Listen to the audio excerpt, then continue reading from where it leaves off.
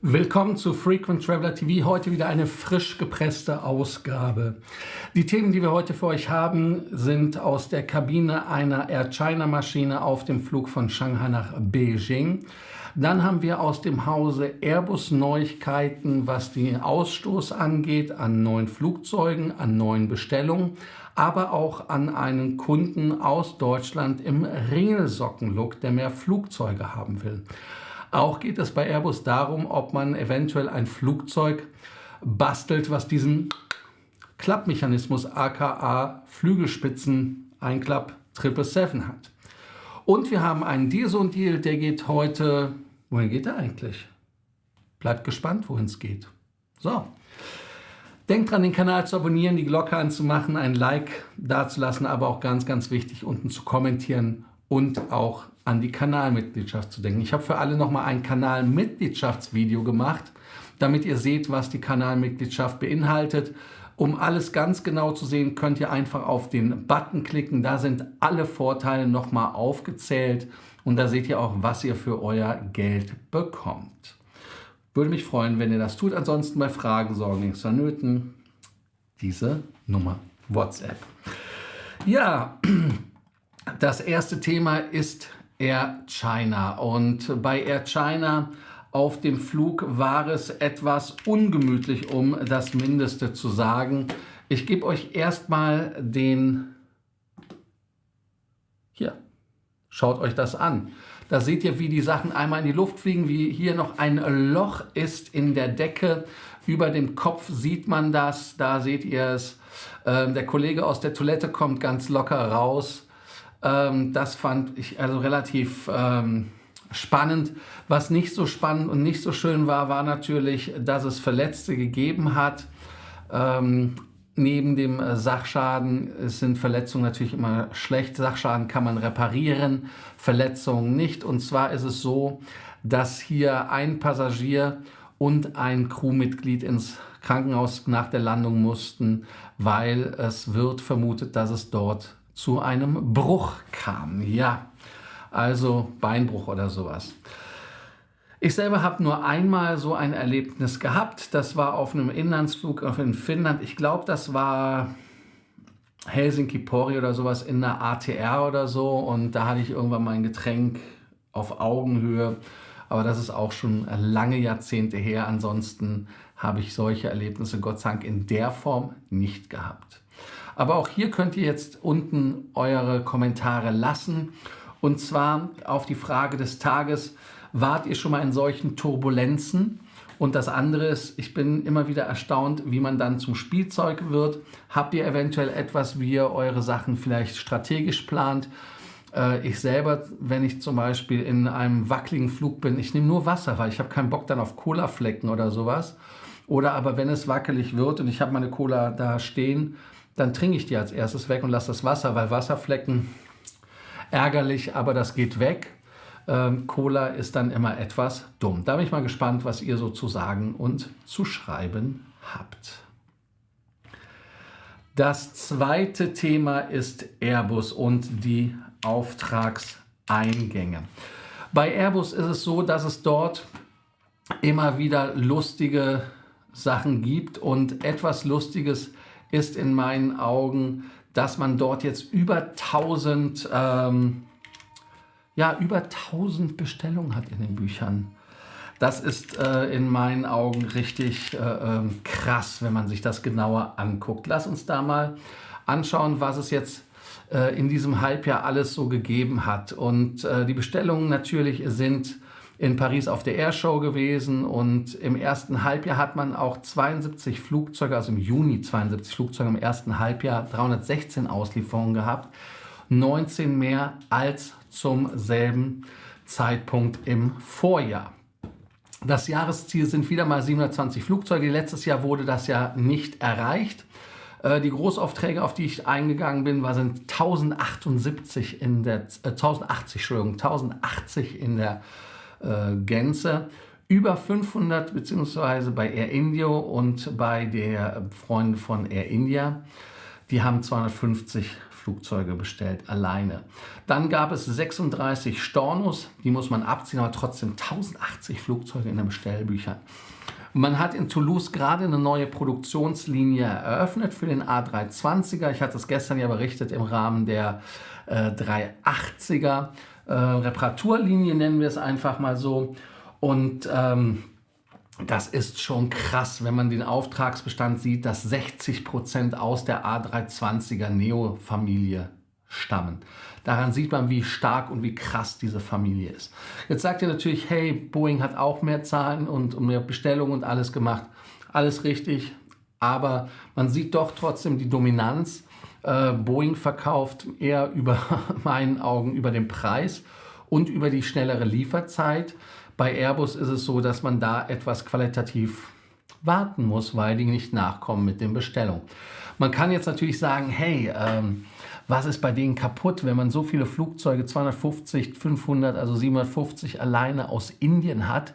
Was passiert, wenn es da eine Krise gibt? Damit ist man dann schnell wieder auf dem Boden der Tatsachen. Und das ist natürlich auch wahr, dass solche Monokulturkunden in Anführungsstrichen schwierige Kunden sind, wenn sie ausfallen. Und es gibt ja viele Fluggesellschaften, die ja auch gesittigt gemacht haben. Wir haben ja auch gesehen, bei der Alitalia gab es Bestellungen, die sind ja dann von der ITA übernommen worden, respektive jetzt von der Hansa irgendwie mit eingekauft worden.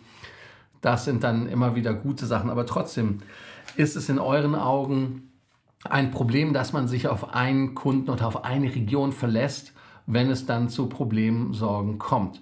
Auch interessant ist ja, dass man die 320er-Linie weiter auffahren und aufbohren kann, weil man gerade auch mit den Teilen gerade sehr, sehr gut zurechtkommt. Das Einzige, was ein Flaschenhals ist, sind die Triebwerke immer noch. Aber alles andere scheint es so, dass es kommt ohne Probleme. Da bin ich mal gespannt, was ihr zu sagen habt. Dann haben wir noch was aus dem Hause Condor. In der Stammtischgruppe hatten wir das heute schon besprochen. Achim geht nach China. Jetzt fragt ihr euch, wer ist Achim? Achim ist die 767 in der alten Condor-Lackierung. Man hat die 767 Achim getauft. Aus Achim wird ein P2F, also ein Passenger to Freighter, der wirklich sein Lebensende als Frachtflugzeug fristen wird. Für mich eins der schönsten Lackierungen. Ich gucke mal, ob ich euch noch ein Foto hier raufschmeißen kann. Condor und dann Achim. Ich finde den Namen auch relativ lustig, den man gegeben hat. Hier ist es jetzt zum Beispiel, da kann ich euch das schnell rüberziehen. Müssen wir mal kurz, ach, das ist immer bei Google. Google muss man ja erst das Bild raussuchen, damit Achim dann auch wirklich kommt. So, zack, nee, ich muss es kopieren. Save Image und dann geht Achim auf große Reise. So, hier ist es. Da ist Achim. Ich finde das eine der schönsten Lackierungen. Ich finde so Retro-Lackierungen immer wieder hübsch. Aber wir sind ja jetzt nicht da, weil wir Achim bewundern wollen, sondern wir sind hier, weil die Freunde von Condor haben ihre Bestellung quasi von 330er Neos aufgebohrt. Ja, 5 zusätzliche Maschinen. 18 Stück waren ja geplant, 23 konnte man bestellen, weil man hatte 5 Optionen sich gesichert. Und nach dem Insolvenz der ehemaligen Mutter der Thomas Cook Group ist das so, dass man aus dem Schutzschirm und der Pandemie jetzt relativ stark rausgekommen ist, auch mit Attestor. Und wenn man sich das anguckt mit den Fliegern, ist die 330 doch ein sehr, sehr gutes Flugzeug für die Freunde von Condor, weil das Flugzeug schnell lieferbar ist und weil man durchaus mit dem Flugzeug ein sehr, sehr gutes Flugzeug hat, was auch zuverlässig ist. 18 Exemplare, 11 der 330-900er sind von Leasingfirmen gekommen, der Rest ist selbst gekauft. Und jetzt muss man gucken, von den 7, die bereits fliegen, wie das dort dann weitergeht, wie die 5 dann aufgesplittet werden. Die Neu-Isenburger haben wirklich auch jetzt im Aufsichtsrat zugestimmt, den 5 weiteren Bestelloptionen. Und damit ist eine 23 Flugzeuggroße Flotte entstanden. Das Gute ist auch, dass man mehr Ziele machen kann. Man braucht weniger Wetlease-Anbieter. Wir erinnern uns alle, dass das da wies, Nivamos und so weiter. Das waren ja alles sehr schwierige Situationen. Und gerade wenn man sich auf den 330 Neo mit den neuen Sitzen in der Konfiguration übrigens, 310 Sitze, 216 Sitze sind Economy, Premium Economy sind 64 und 30 Business Class und man kriegt dann so eine Vamos-Bude, dann wäre man ja auch etwas unentspannt. Zumal der Business Class Sitz echt top ist, mit dem Ottomanen vorne, der zu 2 Sitzern beim Essen einlädt. Man kann auch spielen. Ich persönlich habe noch nie die Idee gehabt, in der Luft zu spielen, aber wer das möchte, kann das tun. Essen zu zweit in der Luft, ja, sehr gerne, aber spielen? Wer hat das von euch gemacht? Wer hatte von euch die Idee, auch mal zu spielen? Da bin ich mal gespannt, was ihr so kommentiert. Klappflügel. Klappflügel, Klappflügel, Klappflügel. Dieser Klappflügel ist ja schon bekannt bei Flugzeugen, die auf Flugzeugträgern sind. Da klappt der Flügel hoch, damit man weniger Platz hat. Platz braucht, wenn man wenig Platz hat. So ist es richtig. Der Flügel wird auch von Liebherr Aerospace hergestellt und das Flugzeug, was dieses ganz imposant hat im Moment, ist die 777X. Bei der 777X ist es so, dass die Spannweite um 7 Meter reduziert wird. Denn die Spannweite sind 72 Meter und dann nur noch 65 Meter. Die Gründe dafür liegen darin, dass an Flughäfen auch gewisse Abroll-, Zurollwege und Gateplätze so konstruiert sind, dass sie mit diesen 65 Metern rechnen. Und jetzt ist man hingegangen bei Airbus und hat gesagt, wir wollen das auch machen. Man hat im britischen Filton ein Flügelwerk Kompetenzcenter aufgebaut oder aufgemacht und dort möchte man für den Nachfolger der 320er Serie dieses Konzept ausprobieren. Ich bin mal gespannt, wie das kommt, denn der Hersteller Boeing hat dieses System ja zum Patent angemeldet 1993 und wie wird man das Thema lösen, ohne das Patent von Boeing in irgendeiner Art und Weise zu stören oder auch, dass man da ein Copyright bekommt.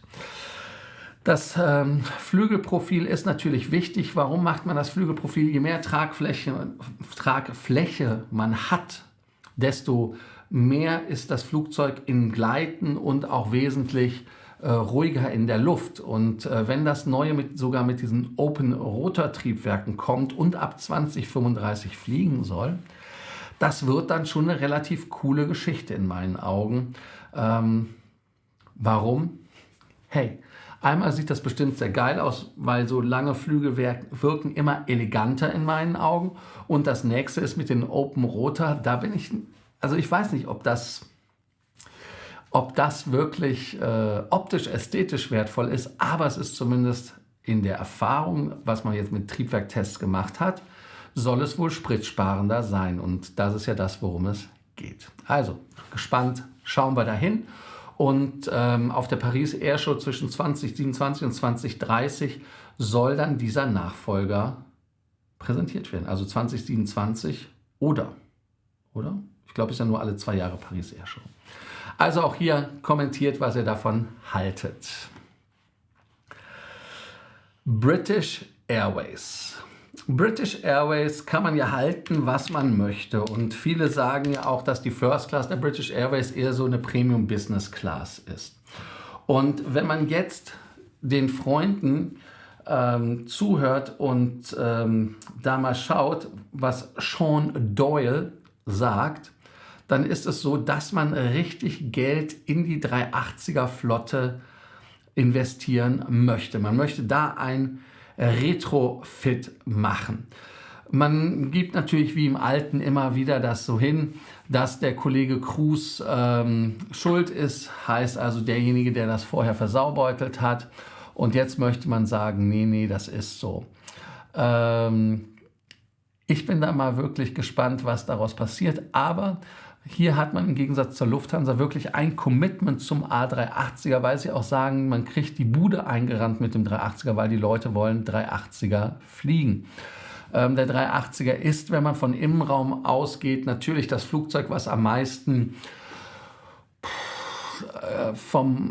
es ist ältlich, es ist dated, es ist out of time, aber es werden hunderte Millionen von Pfund in den Retrofit reingesteckt werden und das ist doch mal echt eine coole Sache.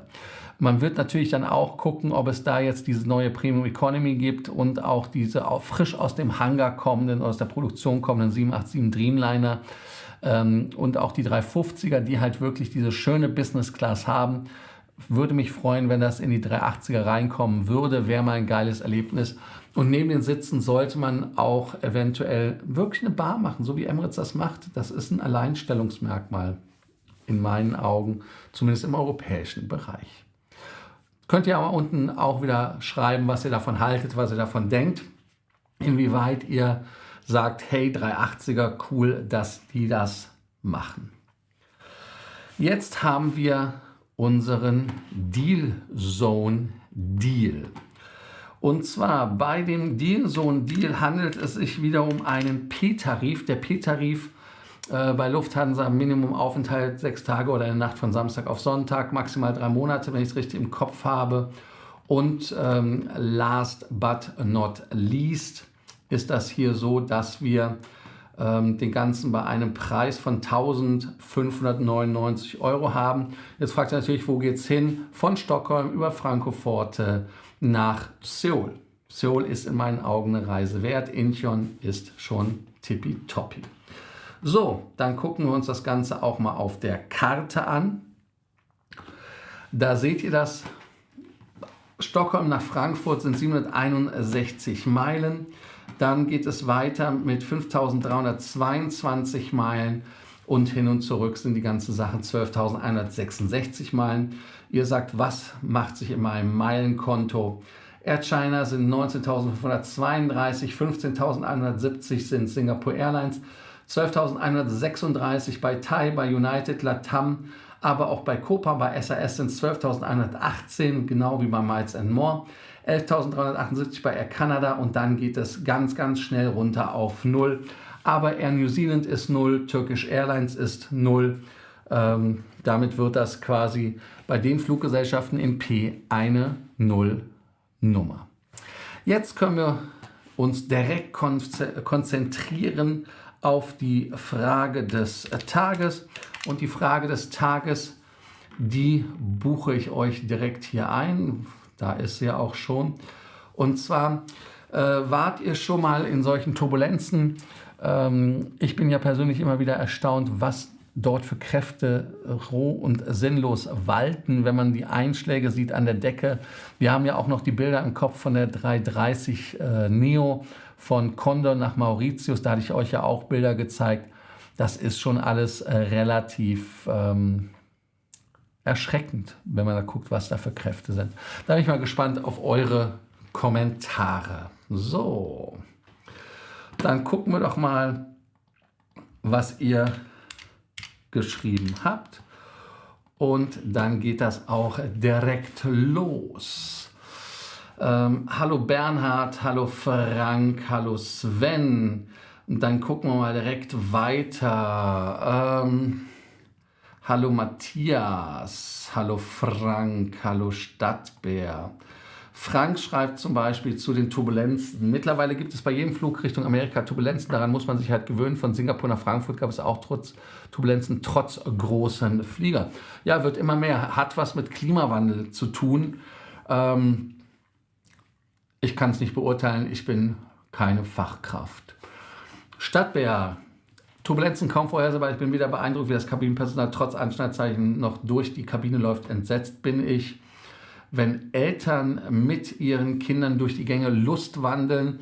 Einmal mit dem Kopf an die Kabinendecke knallt, hat man sicher bleibende Wirbelsäulenschäden. Ja, ich glaube aber auch andere Schäden, die dann dem Denken hinderlich sind, die dann da kommen. So, machen das richtig, schätze ich mal. So kann man die 4 geleasten Maschinen wieder abstoßen, weniger Wetlease benutzen und neue Ziele in den nächsten Jahren anbieten. Weder Discover noch Condor fliegen nach Bangkok. Ja, das liegt ja daran, weil andere nach Bangkok fliegen, aber das ist auch richtig, dass man die Etihad ehemals Maschinen wieder abstoßen kann, die 330er, die alten CEOs, dass die wegkommen und dass man eine Vereinheitlichung der Flotte hat. Also ich finde es eine gute Geschichte und ich bin auch gespannt, was die Condor da macht. Man hat ja auch jetzt das Essen auf der europäischen Seite verbessert. Da gibt es jetzt Porzellan und ordentliches Besteck. So, was ich noch nie verstanden habe, ist, warum an der Oberseite der gangseitigen Sitze keine Haltegriffe sind. Dort festhalten mindert den Aufschlag an die Decke beträchtlich. Da sind Griffe. Zum Beispiel im 320er sind Griffe an der Seite. Also an der Bin beim 320er sind Griffe. Bei der 777 sind keine. Ich überlege gerade, bei 330 auch keine, aber bei den Kurzstreckenmaschinen sind Griffe. Ich weiß, dass wenn ich mich in meinem Sitz räkel und nach oben greife, fast die Lampe runtergeholt, da ist ein Griff, aber halt nicht auf den anderen, das ist richtig. Aber ich weiß auch jetzt gar nicht, ob so ein Griff wirklich Sinn macht, wenn man sich mit dem Arsch hinsetzen sollte, aber in der Galley sind ja auch Griffe oder an der Tür sind Griffe aus 2 Gründen. Einmal, um, wenn man die Tür zuzieht, sich am Griff festzuhalten, aber auch im Falle eines Falles, ne? Kann man sich auch festhalten. Was auch hilft, ist, wenn man durch den Gang geht und einfach mit der Hand an den Bins vorbeiläuft, hilft einem davon natürlich nicht ab, dass man da oben gegenknallt im zweiten Zweifelsfall.